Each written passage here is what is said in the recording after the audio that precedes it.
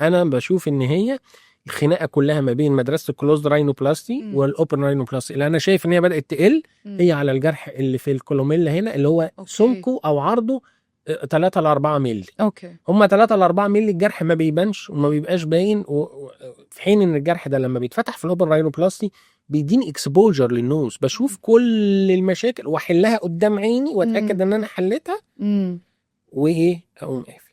الكلوزد راينوبلاستي في ناس متمرسه فيها وبتعملها، ولكن اكيد انها مش هتدي اكسبوجر زي الاوبن راينوبلاستي. طب امتى انا بلجأ للكلوزد راينوبلاستي؟ قلت لك انا مش ضد اي حاجه في الدنيا، المشكله في الهم بس، مش محتاج اشتغل على الارنب، ممكن اشتغل على على المشكله في الحاجز الانفي وظيفيه، مش محتاج افتح بقى الانف وافتح الحاجز الانفي من فوق، ممكن افتحه من جوه. تصغير فتحات اكيد دي مش محتاج ان انا افتح اوبن راينوبلاستي، لكن وانس ان انا هشتغل على التب لازم تبقى اوبن راينوبلاستي او افتح الجلد.